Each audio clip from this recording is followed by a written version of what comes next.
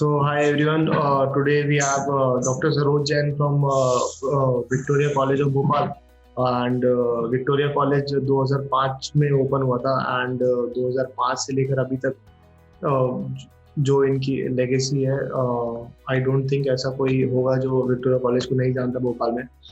Victoria College is doing everything what teachers need, and Dr. Saroj Jain is already backing everything जो वो कर सकती हैं for the backbone and of the college, and जिससे students को best knowledge मिले and जो भी teachers training के लिए आ रहे हैं so they can do the best. And today आज वो हमारे साथ हैं ताकि वो अपने thoughts share कर पाएं बट क्या कैसे डिसीजन ले सकते हैं स्टूडेंट्स जो अभी कोविड आ गया है और अभी उनका कॉलेज किस तरह से इनिशिएटिव ले रहा है. So thank you doctor Jain. And without wasting any time मैं आपसे एक फर्स्ट क्वेश्चन पूछता हूँ कि आप एक बहुत इम्पोर्टेंट रोल हैंडल कर रही हैं अपने कॉलेज का, तो क्या ऐसी चीज़ थी जिसने आपको एजुकेशन सेक्टर में आने पे इंस्पायर किया? थैंक यू आसिफ जी. मैं शुरू से ही टीचर्स जो होते हैं वो एक नोबल प्रोफेशन है टीचिंग का, और एक शिक्षक के हाथ में देश का भविष्य होता है. मैं हमेशा से ही इस फील्ड में आना चाहती थी और यही चाहती थी कि देश का भविष्य जो बच्चे हैं उनको क्वालिटी एजुकेशन दी जा सके, और जो हमारा इंस्टीट्यूट है वो क्वालिटी टीचर्स तैयार करते हैं. और हमारे यहाँ बीएड, एमएड सभी स्तर के टीचर्स को ट्रेनिंग दी जाती है.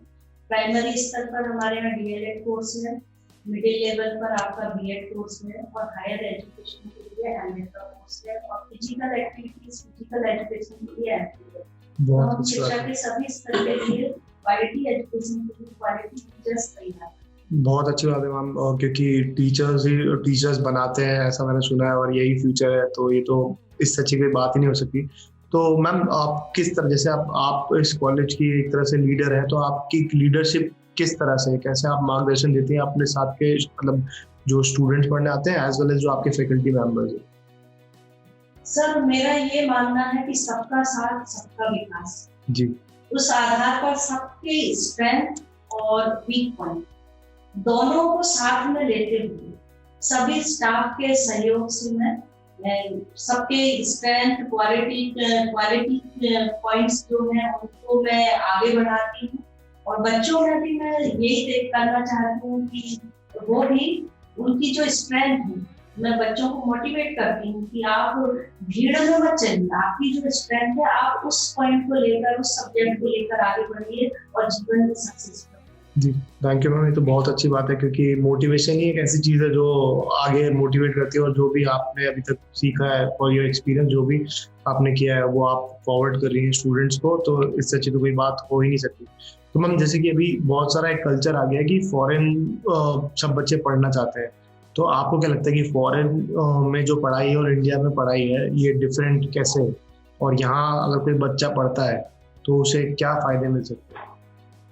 सर फॉरेन में मानते हैं कि वहाँ रिसर्च और कुछ क्वालिटी मिलती है, पर हमारे इंडिया में भी आजकल सारी चीजें, सारी फैसिलिटीज अवेलेबल हैं, नेट की फैसिलिटीज है, और बहुत सी चीजें जो फॉरेन में स्टूडेंट्स को मिल सकती हैं वो हमारे इंस्टीट्यूट में भी बच्चों को प्रोवाइड की जा रही है. तो ऐसा जरूरी नहीं है कि इंटरनेशनली आप बाहर जाके ही सब कुछ सीख सकते हैं. आप चाहें तो अपने देश में रहकर अच्छे इंस्टीट्यूट में पढ़कर भी आगे बढ़ सकते. बिल्कुल बिल्कुल, ये एक मेरे ख्याल से मिथ बन गया है कि फॉरेन जाके ही पढ़ाई हो सकती है, जबकि मतलब मैंने देखा है आज के टाइम में ट्रेंड ये है कि फॉरेन से बच्चे यहाँ पढ़ने आ रहे हैं.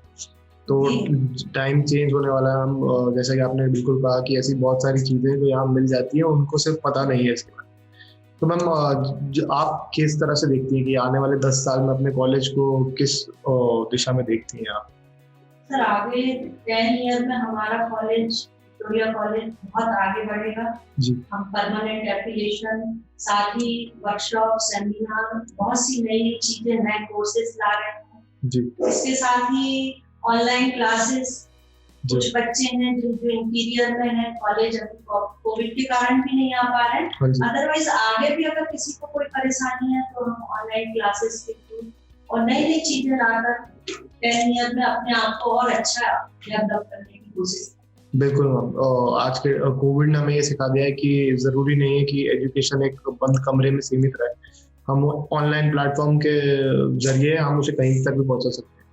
फॉर एग्जांपल आगे जाके जिस हिसाब से आपने बताया कि ऑनलाइन हम पढ़ाई चालू करा देंगे, इससे ये फायदा है कि अगर कोई आसाम में बच्चा बैठा है और वो विक्टोरिया कॉलेज में पढ़ना चाहता है पर आ नहीं पा रहा, तो वो उससे पढ़ सकता है। ये तो बहुत ही एक अच्छा इनिशिएटिव है जो आपने सोचा है। तो मैम आप क्या सोचती हैं कि आपके कॉलेज की ऐसी कौन से स्ट्रेंथ्स हैं जो आपको लगता है कि एकदम इस कॉलेज की नींव है? सर हमारे यहाँ का इंफ्रास्ट्रक्चर, ओके, लैब्स, फैसिलिटीज सारी स्टूडेंट्स के लिए।